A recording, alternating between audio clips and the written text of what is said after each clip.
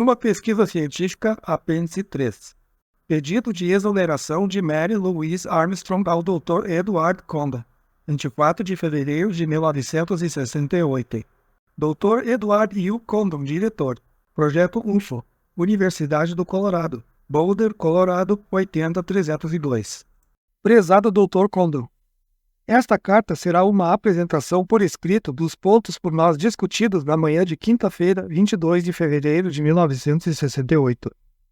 Como está evidente para o pessoal do Projeto UFO, assim como para o senhor, que nos encontramos diante de um verdadeiro dilema devido ao desacordo e à baixa moral dentro da pesquisa como uma consequência das 2 últimas semanas, julgo ser necessário examinar aquilo que, na minha opinião, foi a causa fundamental dos problemas existentes. Desejo sinceramente que o projeto prossiga numa base muito diferente da anterior, que a comunicação entre o senhor e o seu pessoal venha a melhorar imensamente e que aquilo que todos nós esperamos da pesquisa venha a ocorrer, isto é, um relatório final que satisfaça a todo mundo. Creio que todos os membros do projeto devem, até um certo ponto, dividir a responsabilidade pela atual situação, se não for por outra razão, pelo menos por não o termos procurado antes para dirimir nossas dúvidas. Contudo, acredito firmemente que, se não tivesse sido Bob o indivíduo que administrou o projeto diretamente e numa base diária, não nos encontraríamos nesta situação. Julgo que haja uma quase unânime falta de confiança nele como o coordenador do projeto e quanto à sua maneira de exercer o poder desta posição. Devo ressaltar logo de saída que eu compreendo que cada um deve representar apenas suas próprias opiniões e que, ao me referir aos outros membros do projeto, apenas declaro minhas observações pessoais no que diz respeito às suas dissatisfações. Ao seguir, estão expostas as minhas razões e a discussão delas. Por que motivo julgo Bob o responsável pelo conflito e por que, na minha opinião, se o senhor tivesse ficado na direção de nossas atividades, não teria ocorrido um conflito tão sério quanto este. A atitude adotada por Bob desde o início tem sido negativa. Apesar de duvidar que ele viesse a concordar com esta declaração, creio que a maioria do pessoal estaria de acordo. Bob demonstrou muito pouco interesse em manter-se informado sobre os avistamentos, seja através de leitura ou conversando com aqueles que os leram. Num certo ponto de nossa pesquisa, ficou combinado que um determinado número de pessoas da equipe leria um grupo de relatórios indicados de modo sistemático e, posteriormente, nos reuniríamos para que elas relatassem o que tinham lido. Desta forma, esperava-se estimular algum debate significativo quanto àquilo que podia ser dito, se fosse o caso, sobre os relatórios. Saunders cuidadosamente separou alguns relatórios baseados em verificações, de modo a que todos os membros da comissão pudessem ter a oportunidade de lê-los. Pelo que me consta, Bob deu uma rápida olhadela em alguns, mas, na verdade, nunca os leu, e, certamente, nunca nos estimulou para que realizássemos as sugeridas reuniões onde poderíamos debater os casos. Parece-me que ele, na qualidade de coordenador, deveria ter tomado a iniciativa a fim de assegurar a execução do programa. Além disto, uma grande parte daquilo que desejo discutir mais adiante e que está relacionado com a redação prematura por parte de Bob do relatório final, está neste momento diretamente ligado àquilo que pode e não pode ser dito a respeito dos relatórios dos avistamentos. Na minha opinião, ele perdeu muito tempo com a preocupação a respeito do tipo de linguagem a ser adotada no relatório final, de modo a evitar astutamente uma declaração definitiva a respeito do problema OVNI. Por outro lado, foi gasto muito pouco tempo com a revisão de dados nos quais ele poderia ter alicerçado suas conclusões. Não faz muito tempo, Bob queixou-se a mim que deveria fazer parte da comissão que se reuniria a fim de decidir quais os avistamentos que deveriam ser investigados por nossos grupos de campo, mas que não tinha sido contratado quando chegara ao momento de se tomar essas resoluções. Perguntei a Norman se isto era verdade e ele negou categoricamente. Ele afirmou que Bob tinha sido consultado todas as vezes para participar, mas se recusara na maioria das vezes.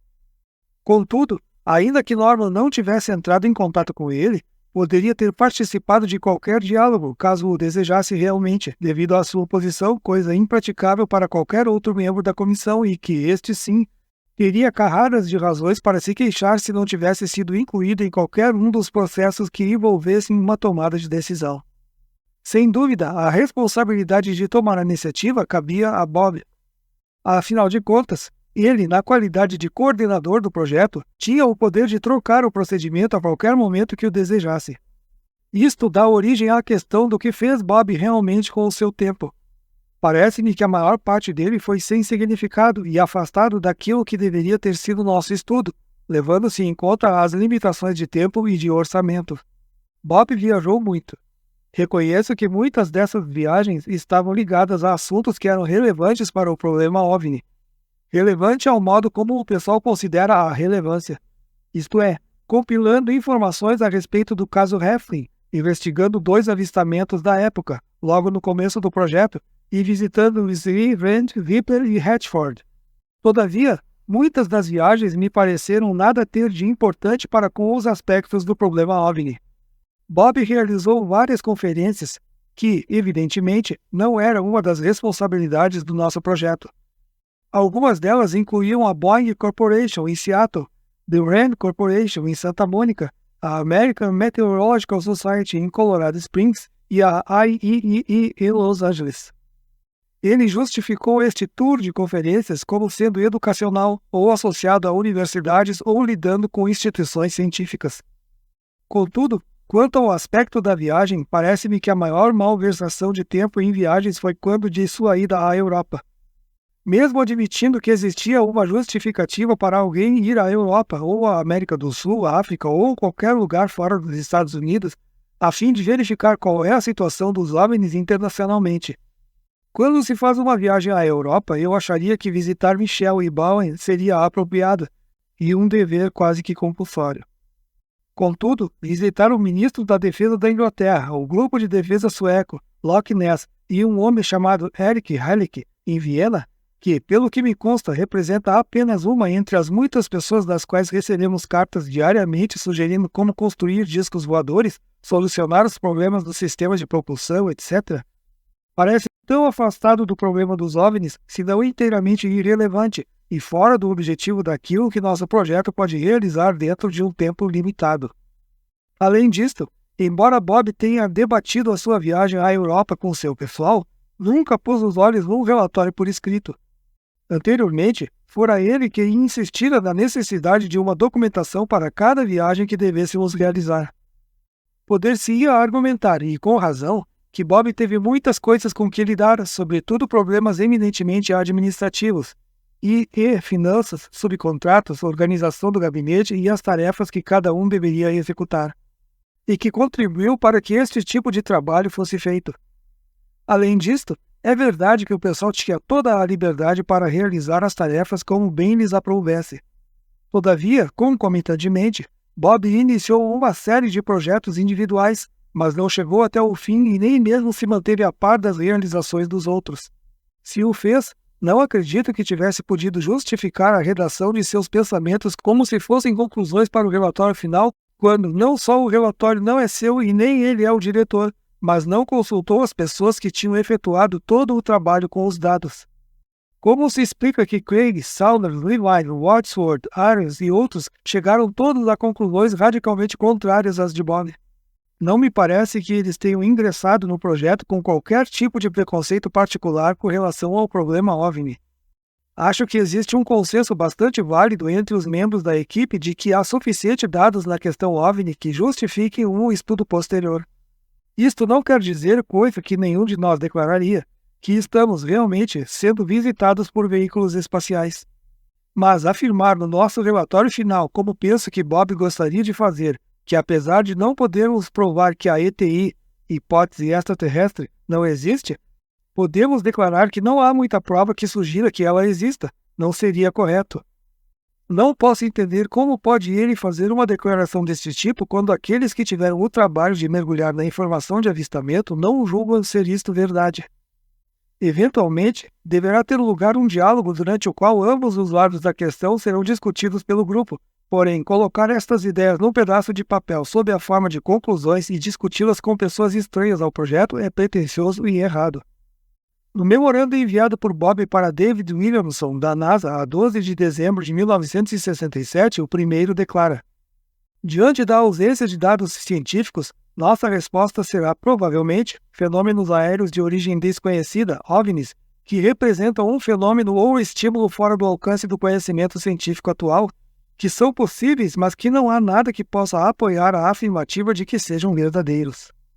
A segunda parte da carta de Doolittle para J.T. Hatchford, datada de 2 de agosto de 1967, estabelece a exigência com relação ao lado técnico do estudo. Estipula que o atual estado do conhecimento das ciências física, comportamental e social seja proveitoso para o objetivo da política pública. A questão aqui é que a nossa tarefa é de fazer ciência, mas, naturalmente, a nossa descoberta é que não temos condições de fazer ciência física, de vez que não existem dados. A responsabilidade da Força Aérea é aplicar as descobertas científicas nas decisões da política pública. Deixamos a Força Aérea fora de perigo, e não deveríamos, senão nos limitarmos a declarar simplesmente que não fomos capazes de chegar a nenhuma conclusão a respeito do problema OVNI, apesar de termos lançado mão de todos os instrumentos científicos. A primeira declaração levanta a questão da impossibilidade de se usar a ciência no estudo dos OVNIs. Creio que a maioria dos membros da equipe contestaria isto com veemência. A segunda declaração parece dizer que não é nossa tarefa ou responsabilidade fazer recomendações sobre a questão dos OVNIs, mas apenas rever o problema cientificamente e submetê-lo à Academia Nacional de Ciências. Estou inclinada a concordar que, vista a interpretação estrita do contrato e a carta de Doolittle, isto poderia estar certo. Mas quem dentre nós não percebe que isto é, antes de mais nada, uma questão de responsabilidade pública e que devemos realmente fazer recomendações, pelo menos no sentido de se esclarecer se o problema OVNI merece ou não um estudo posterior? O terceiro item dá a impressão de que devemos chegar a uma solução e que, se não respondermos positiva ou negativamente à questão do ETI, não chegamos a uma solução. Quer-me parecer que a palavra solução possui um significado muito diferente para Bob do que para o resto da equipe e, possivelmente, para o senhor também. O próprio fato de Bob ter discutido o estudo de OVNIs de forma tão livre com pessoas como Williamson, Asimov, Branscombe, Higman e outros, e conquanto não me pareça haver nada errado em tais debates, fico imaginando porque alguns de nós foram acusados ainda há pouco tempo de não termos o direito de falar com MacDonald, Hynek, Hall, os Lawrences, etc. da mesma maneira. Ele não está apenas discutindo com estas pessoas o que o projeto está fazendo e a metodologia, mas sim indagando sobre a melhor maneira como nós deveríamos redigir as conclusões a que ele chegou. Estou impressionada com o fato de que ele parece estar se esforçando muito para dizer o menos possível no relatório final e fazê-lo da forma mais negativa possível. Não me parece uma conclusão injusta de nossa parte afirmar que Bob não está nos representando, e temos bastante razão para achar que o nosso trabalho, segundo a interpretação dele, talvez não cause muito impacto nem tenha muita importância. Cito Dave Salters quando digo que a sugestão de Bob de que poderíamos usar notas de rodapé para as opiniões de sua menos importância provocou a seguinte pergunta por parte de Dave: o que vamos fazer? Dar notas de rodapé ao título? Assim como Bob procurou apoio junto a estranhos para aquilo que vai escrever no relatório final, por que não é razoável que nós, sentindo que aquilo que dissemos não causou a mínima impressão junto às opiniões preconcebidas de Bob, também não podemos procurar apoio junto a estranhos?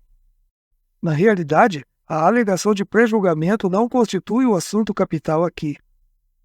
Mesmo se ele não estivesse prejulgando o problema, o que acho que fez, seus estudos para alcançar as conclusões seriam merecedores de uma crítica profunda.